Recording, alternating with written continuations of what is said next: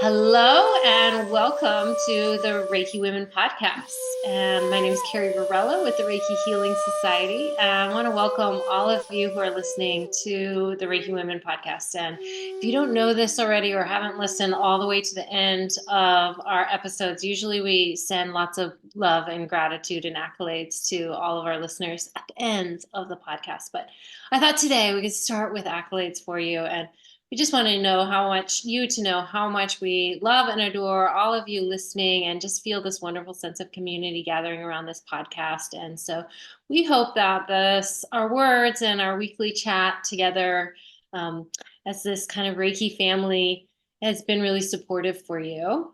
And today we're going to talk about probably a topic that if you identify as a healer or a helper or a nurturing archetype, you probably have had to look at this question. And it's, what does it look like to give too much? What happens when we give too much? And why, as open-hearted, caring, compassionate people, do we have this tendency to overgive, give beyond our boundaries, our capacities to give, and maybe kind of overwhelm the people who we are trying to serve? So I know my beautiful colleagues who I haven't had a chance to introduce yet. We got Michaela Daystar from Heartscapes Reiki and Bronwen Logan from Reiki with Bronwen.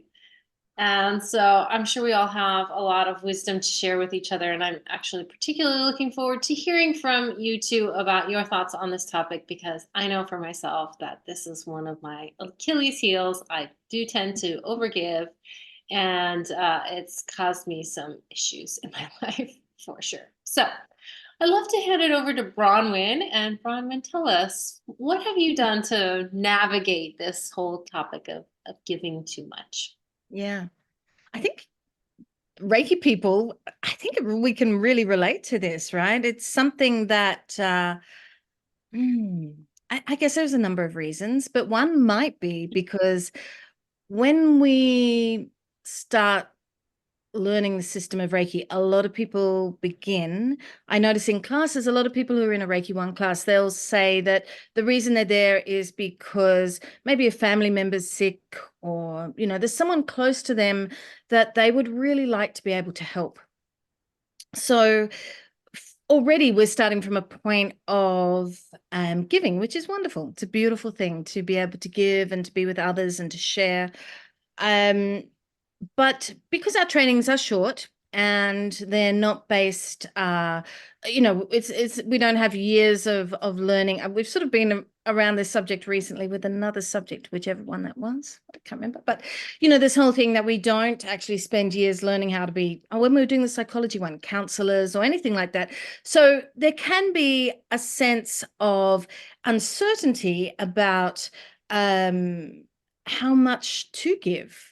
I mean, it sounds, and when we learn the system of Reiki, we have the precepts, and the last of the precepts is, to be compassionate to everyone, and so sometimes in that space we think, oh, we have to give to absolutely everyone, and we should not hold back, and yet, is that really what that all means? Is that is that what we're meant to be doing as Reiki practitioners? Is it compassionate to totally give completely of ourselves?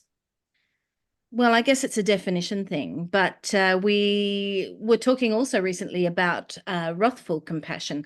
Compassion doesn't mean just total giving. It might also mean holding back. So we need to be thoughtful about how we are helpful to others and helpful to ourselves. Now, the reasons why we might actually not understand this and feel unbalanced in this space, I think that could be for everybody an issue. Maybe we don't feel worthy. Maybe we have a fear of not being good enough. So we always keep giving and giving and giving, thinking that the more that I give, oh, surely they're going to like me. That's also another aspect I think that people have issues with, that they want to be liked. Why not? Hey, I guess it's a fundamental thing that we probably all want to some degree. But just giving of the self is not necessarily the answer to that. So I think the answer probably lies in the system of Reiki as a way of supporting us. If we were to look at, for example, the second symbol and mantra, the second symbol, we call it harmony. So it's helping us move into this harmonious space. And I think we're out of harmony, we're out of balance if we are giving, and not necessarily in this sharing space of also receiving. So which is something that we need to be able to be in. Otherwise, we burn ourselves out, as Carrie was saying earlier. So if we look at this space of harmony, that is interesting because the second symbol and mantra, they if we look at the actual symbol, it relates back to the seed syllable, kiriku or ri. And that is actually a symbol for Amida Nyore. And Amida Nyore is this deity that illuminates everything with compassion. And we come back to compassion again. So it's sort of like this cycle. So we've seen compassion at the bottom of the precepts. And I was just saying, compassion doesn't mean just giving to everybody. Yeah.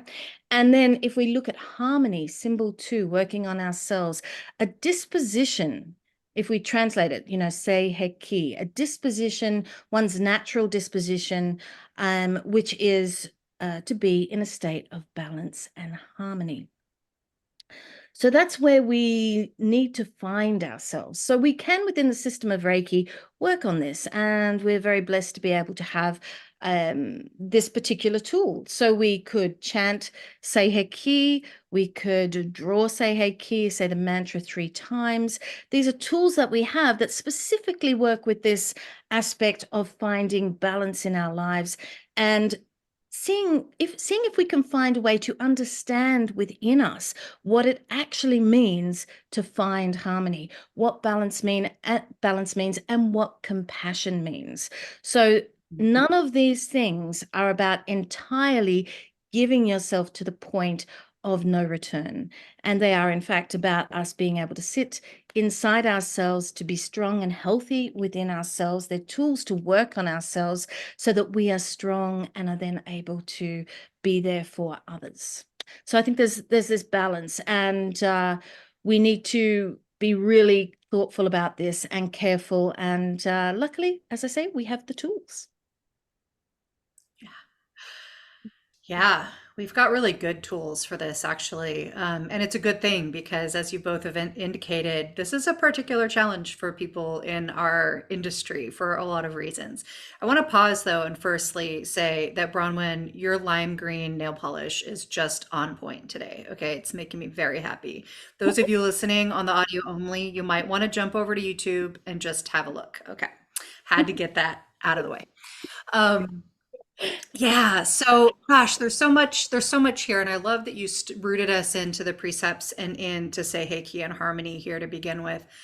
And for me, when we think about this topic of overgiving of ourselves, which can look at like overgiving our time, our energy, Reiki sessions, our listening ear, our money, overgiving, sessions at no cost. It's all kinds of ways we can overgive of ourselves.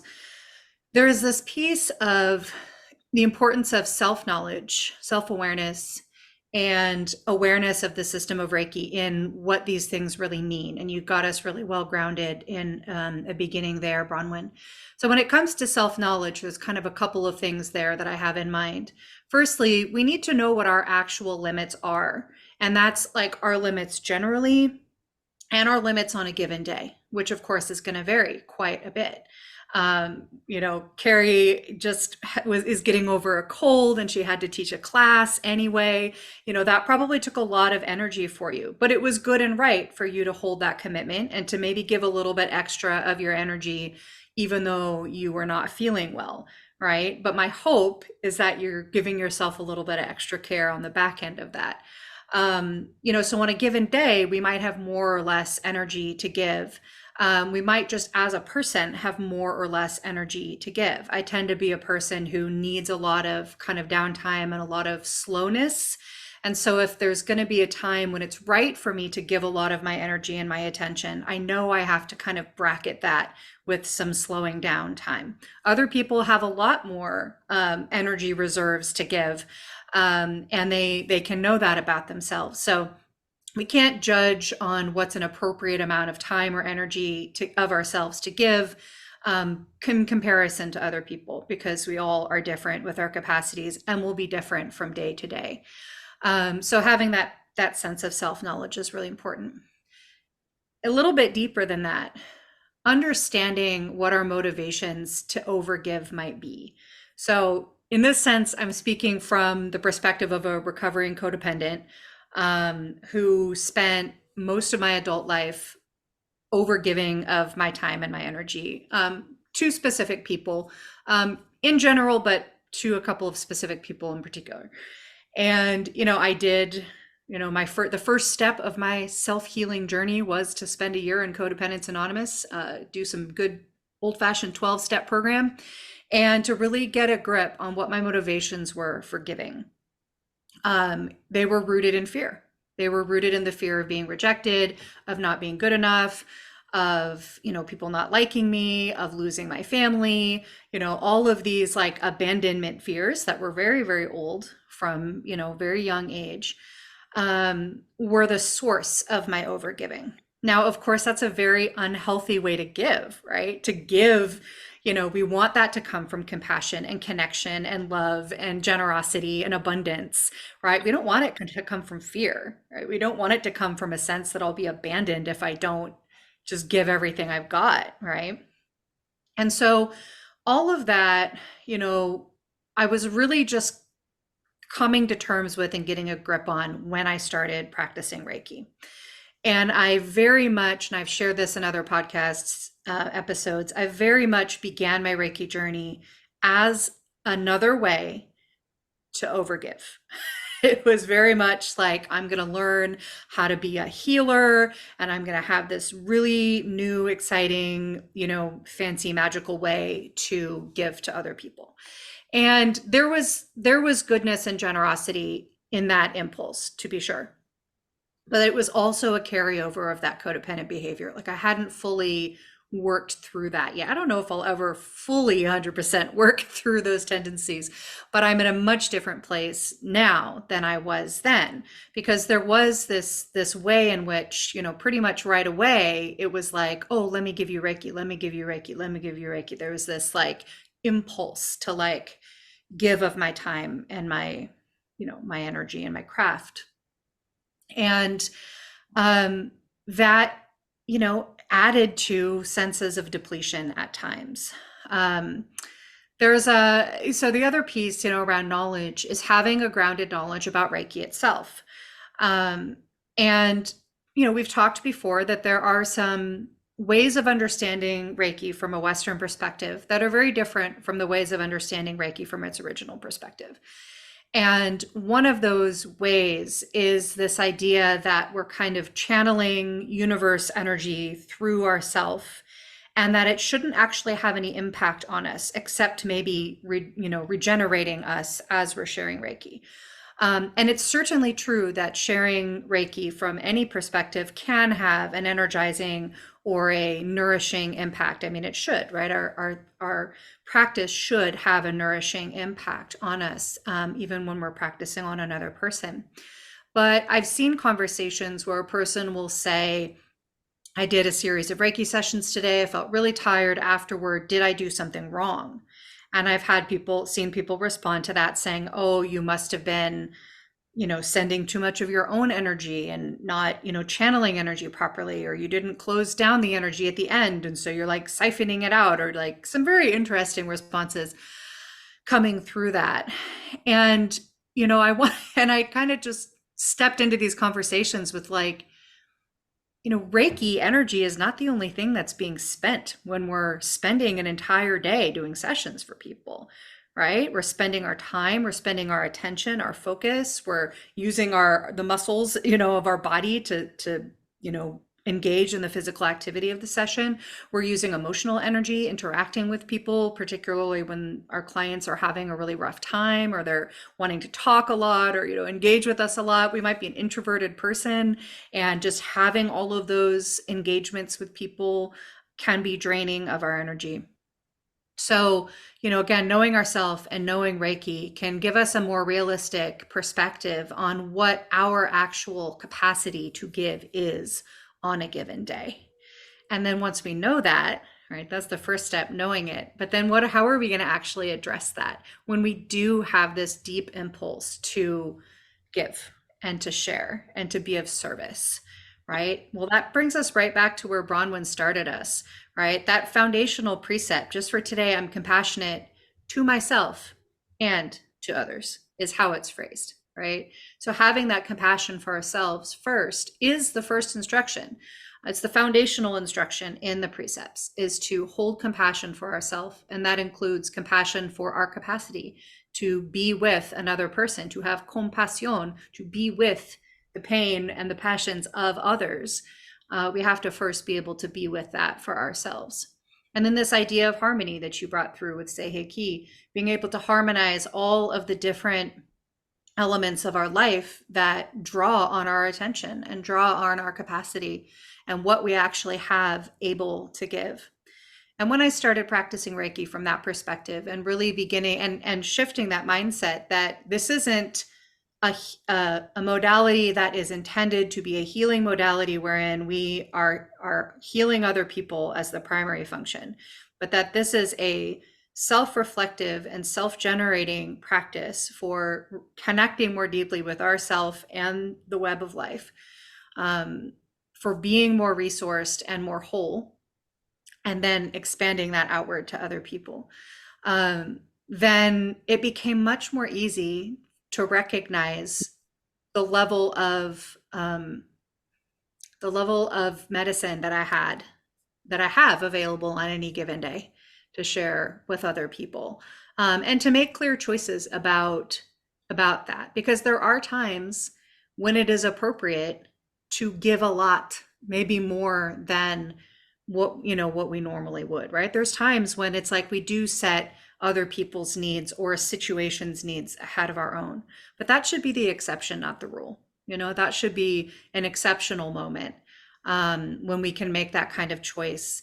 And when that does happen, like Carrie, when you needed to teach and be there and be present for your students, even though you were sick, right? Giving yourself a little bit of extra attention and time and recovery on the front and back end of that is really important. And that's something that it can be really easy to forget to do, because life demands a lot from us. And so being compassionate to ourselves first and foremost is not selfish. It's not selfish. It's necessary to actually make our lives function and to really show up for the people that we want to show up for as our full self and our resourced self. So yeah, that's what comes up for me. What comes up for you, Carrie? Oh, I love all that you're sharing. I'm like soaking it in. And yeah, like Michaela was mentioning, last weekend I taught a Reiki class, and I've been so excited about this Reiki class and put so much time and energy into it. And if you've taught Reiki courses before, how challenging it is to like set aside the time, for a weekend together to train together. And, and I know that my clients had, or my students had done that. They had set up this time, and sometimes it was like a very fierce boundary for them. Like they had to like block that time off for themselves and for their healing. And so I woke up the morning of my training and I had a tickle in my throat, and it just perpetuated through the training. And I had this like awful tickle cough thing going on through the whole training. And oh, that was rough. And it was hard because I also had put so much time and effort into the training, and of course wanted to hold so much space for everyone. And yet there was that physical limitation. My body literally told me like, I probably giving too much here. And so I had to take a lot of time, like Michaela, you were talking about, on the back end to really look again at my motives. And luckily, I don't think anybody got sick from it. And so it was just, it was one of those things where I actually had to give myself a lot more space than I normally would to not be completely healthy and present and for my students in the way I wanted to. But, inside of all those triggers, I think some of the things that you guys have said is really resonant for me is for ourselves and for myself. It's just when I'm feeling like I want to give to somebody or really feel compassion and compelled to help somebody, asking, do they even want my help or need my help? Because I think sometimes, people, especially in the world of Reiki, there's been many of times where I would absolutely love to help somebody, but it's not reciprocal. Their door isn't open to me. And, for whatever reason, I have to respect that other, I'm not for everyone. Right. And, so if the door is open and somebody is seeking help and I have that particular type of help that they really need, and I've really come to trust that, I've come to trust that, my clients and the people that surround me, the people I get to serve in my practice are there for a reason, that I have something for them, and that to explain it on a more energetic level, like we're in the same vibe, like we're vibing together. And as I work with somebody, we are kind of sharing this conscious space together, whether we're in session or not. And especially if I'm doing some work with people ongoing, that I know that we're just like allowing our relationship and the practice of Reiki to shift and accommodate their needs and also my needs through that time. So that's something that I've learned to trust and be really awake to. And to also notice while I'm kind of in the process of maybe, stepping into that role for somebody and they're kind of sussing me out and trying to figure out if I'm the right person for them, if I'm the right teacher or somebody who can support them in their healing in any given moment, there's this emotional vulnerability that's happening. And I think for all of us is when we do give, Michaela, I think you really nailed it, is just being aware of what we want to receive when we give. And so when we might be in the midst of overgiving, it's just sitting with ourselves and asking ourselves, really, what do we want to receive? And, I mean, on the surface level, it might be money, might be yes, be feeling liked or understood by somebody else, and all of these things are pretty strong motivators. But sometimes even when somebody pays you good money for your time, still there can be that emotional vulnerability there. And so I think that is a practice of really standing in our own strength and power, and a willingness to be ourselves, and not bend to everybody in the space and everybody in the room, or not try so hard to be something that somebody else wants to have or wants in their life. Or and I got to tell you, I've really struggled with that. I mean, as a yoga teacher, I feel like there's so many times where I feel a lot of heaviness around like being that person that like somebody just didn't get my vibe and was like, that person's not for me for whatever reason. And really a strong repelling away from something that I put my whole heart and soul into, and I put years of my time. And so that rejection that can happen, it can hurt, it can go really deep for me. And so sitting with that and being with that, and in those moments of feeling like rejected, but still a willingness to show up and be who I am and not dull myself down, not try to just run around in circles trying to make everybody happy. I've learned how to do that. And I'm not saying that I'm very good at it, because still, like the other day I subbed a class for a friend, and this always happens. She has like 20 people who come to her class, and I was subbing for her. So like maybe 7 people showed up. Most people like don't regularly come to her class. And some of them were just brand new people in the room. And I had this task of kind of reaching somebody who normally goes to another yoga teacher. And I felt like, there's so many times where I feel like, oh, I'm really connecting to this student, but I'm not connecting to that student. And I don't know if that is actually really happening, but it is like happening inside of my own inner space, right? And so the more I can feel somebody like pushing me away, the more I'm like, like wanting to accommodate them, wanting to make them more comfortable. And yeah, I just can't do that. You just have to you have to be yourself. And, but it's not an easy life lesson. I don't know, for me, it's not. So I'm still working on that, but I'm still learning listening and sitting inside of what do I want or expect from the people I'm trying to serve. How am I showing up, and how am I going beyond my own boundaries and capacities to give? So, um, and that can be a really interesting thing to explore. Um, because also, okay, I was thinking the other day somebody was saying, oh, like have you seen these Reiki courses out there where you spend hundreds of dollars to learn Reiki, something that's free? Why do you have to spend money to learn something that's free, right? And I was just like, oh God, this is why I overgive, because people have these expectations sometimes also of women, that women just should show up and give everything that they have to give without receiving anything for that exchange. And so that attitude always really rubs me the wrong way.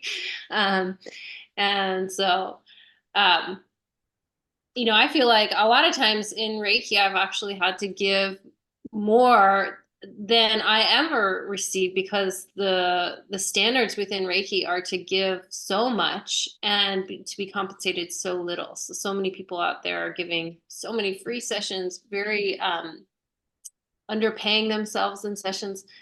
People are offering Reiki trainings for $100, and they're giving like 10 hours of their time to lead those trainings. So I do feel like as a community of Reiki practitioners and people who love Reiki, it's good to explore this question, and good to explore how we're taking care of the people who are taking care of us. And so if you find that somebody is over giving to you, maybe even just saying, hey, you're giving too much of your time and energy. I want to respect your boundaries. And I bet if you actually shared that with somebody who's over giving to you, that would probably be very meaningful to them.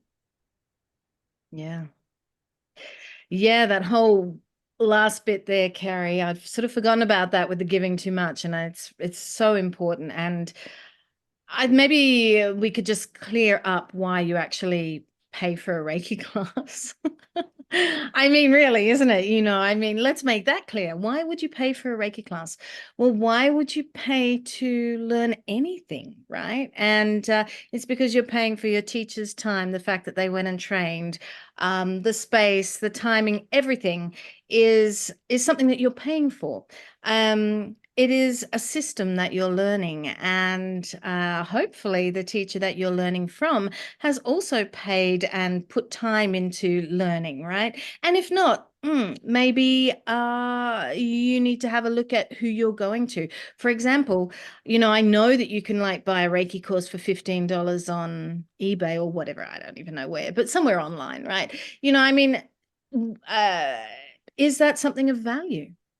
I would say not really, to be honest. I just can't see where you're going to get good training, confidence, a reliable teacher, someone who's going to support you. These are things as we go through. And I know I've learned from my own experiences of going to teachers and learning from teachers, not just within the system of Reiki, but also within the system of Reiki, the good and the bad points. You want a teacher who's going to be there for you, who's actually going to teach you something of value.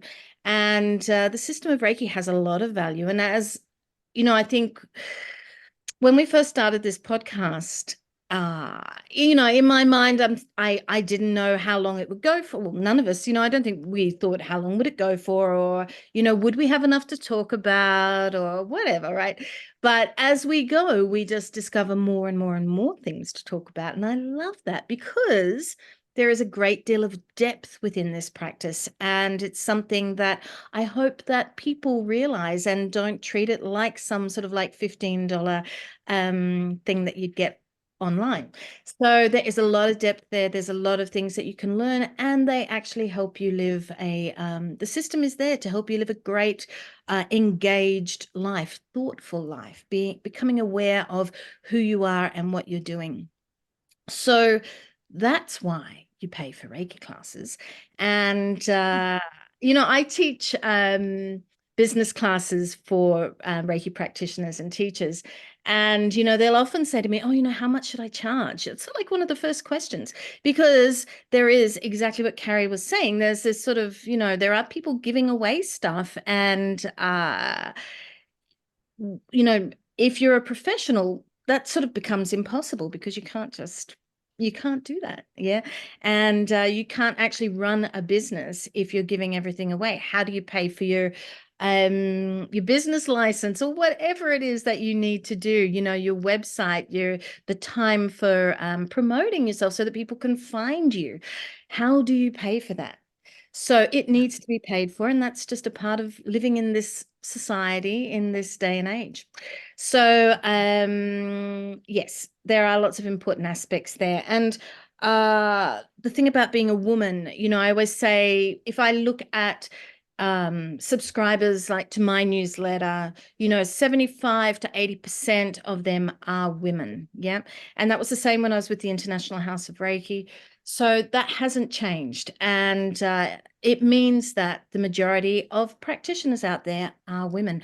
And women in our society, yes, we're told to be the martyrs, to give. My mother always told me that when I would serve dessert, I always gave myself the funny looking bit of dessert, the cake that was broken or whatever. Well, I didn't care. I didn't mind. But that's because that's what she did. And that's what I learned to do, and it's like not actually and look, I'm fine with that. Not to say that that's a bad thing, but what I'm saying is that martyr mother, yeah, that martyr female, and we can take that to the point of always giving to others and not actually looking at what we're receiving.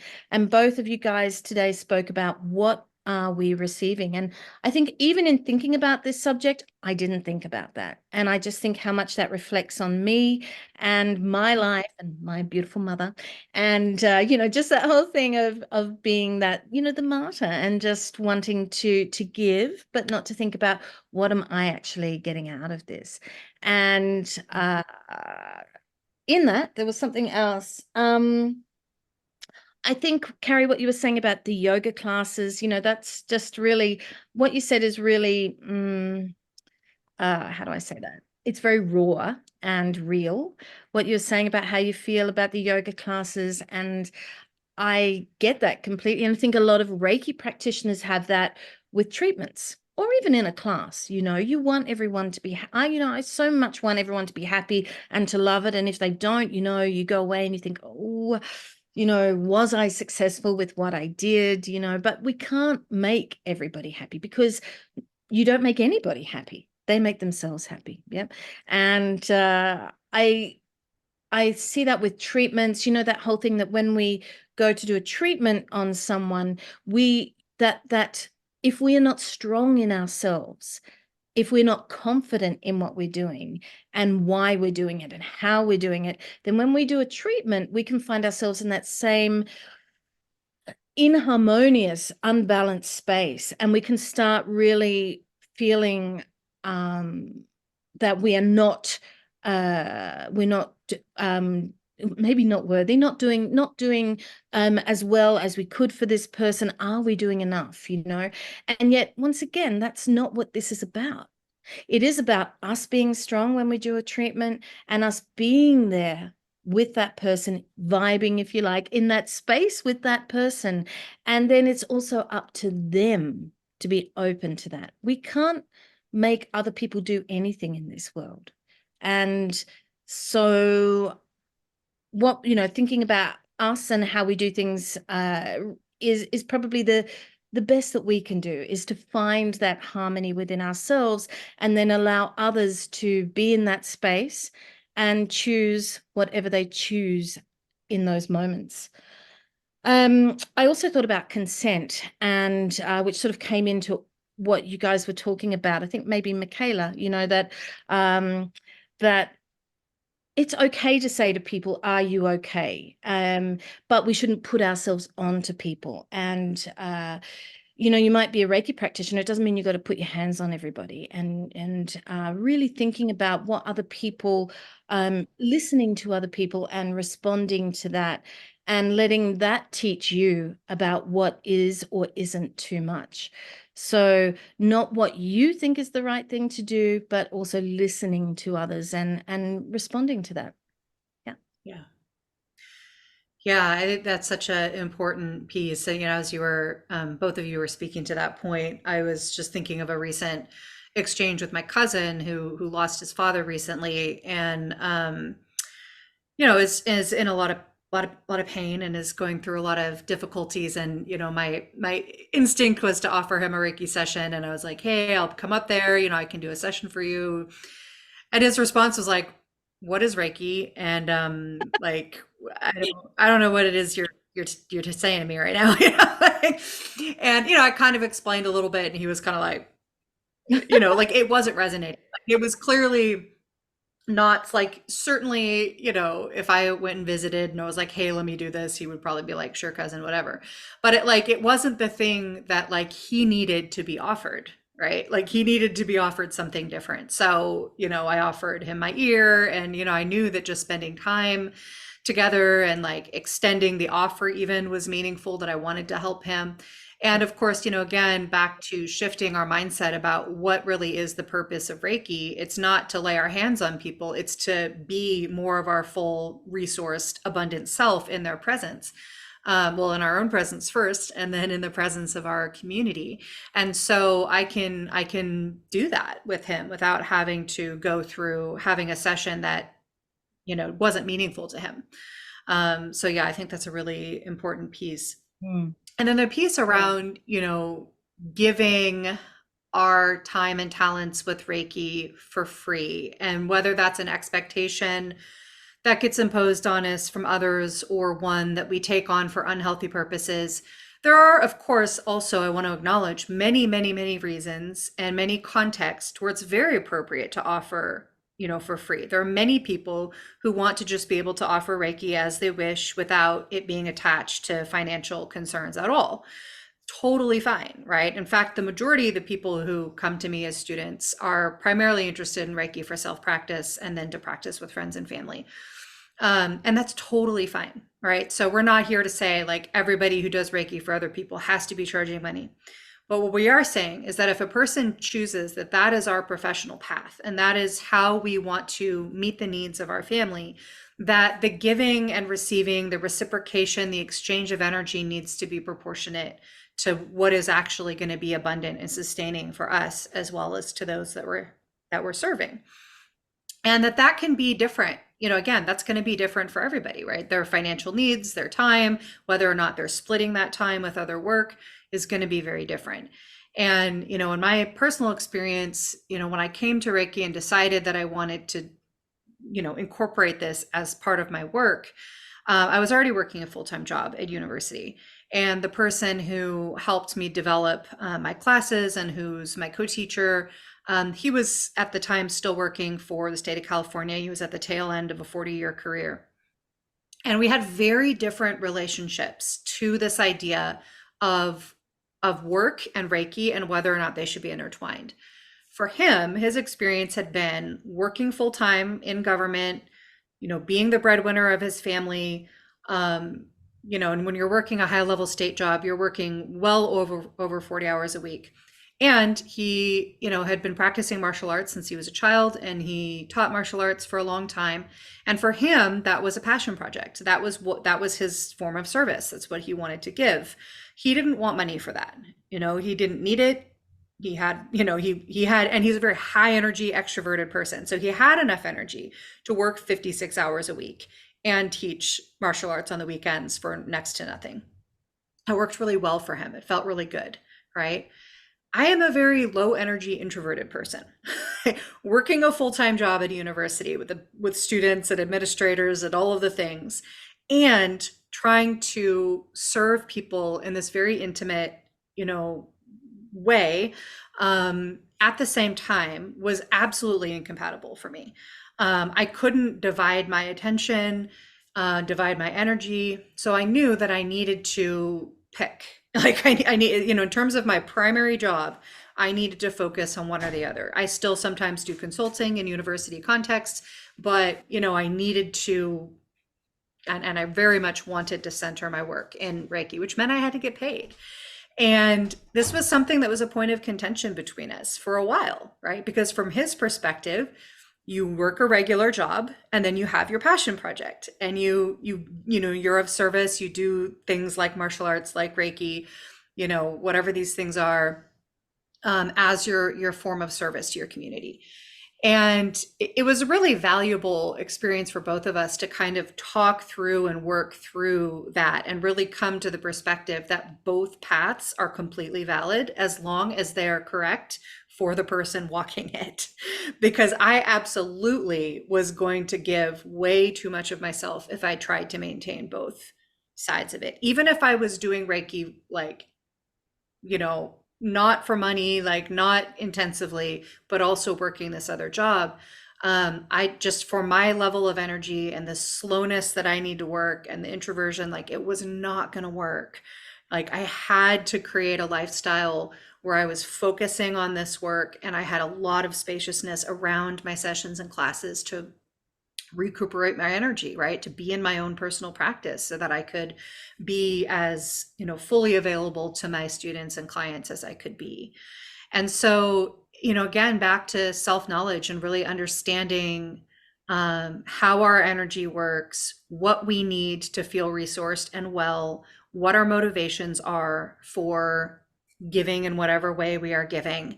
And are those things in alignment with the precepts, right? I mentioned before, my original impulse to overgive of myself came from fear, right? I was absolutely allowing fear to dictate a lot of my behavior. And I didn't know it, like that wasn't conscious. It was something that, had to come to me over time. I wasn't being compassionate to myself, and therefore I wasn't being fully compassionate to other people, because I wasn't in a healthy form of reciprocation. I wasn't harmonizing the elements of my life in a way that worked well. And that, caused me to have things like resentment, right? Which aligns with anger. It caused me to have a hard time being grateful for this amazing practice that I got to have.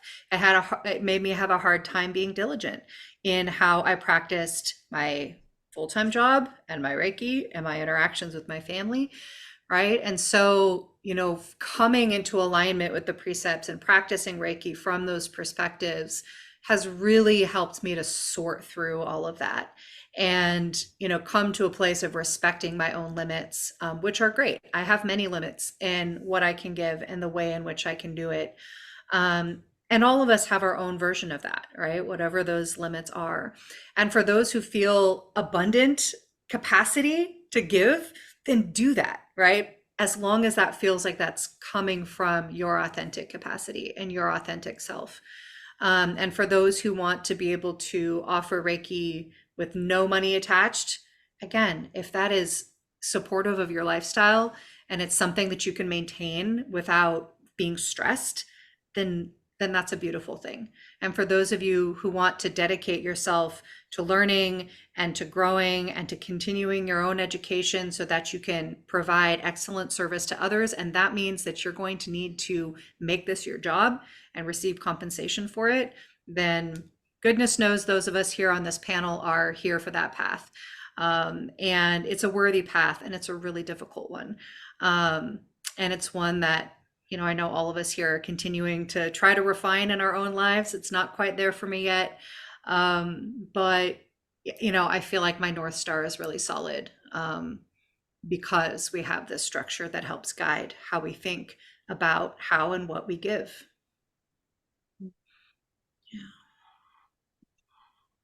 Well, I love all of those things, and just maybe a few final thoughts to sit with. I feel like, what I've learned in my own overgiving is that sometimes there's some trauma around receiving as well, and just really being open to receive, and why I can't receive. That might have a lot to do with, being in touch and with my own needs, and really being okay with needing money, needing people, needing clients, needing support from other people, not just me always supporting others. And so it can be sometimes uncomfortable, I think, in my life to receive. And so I'm learning more and more where that's coming from and trying to release it. So if anyone else out there is struggling with that, we send you our love and compassion. And hopefully some of this dialogue has been really useful for you.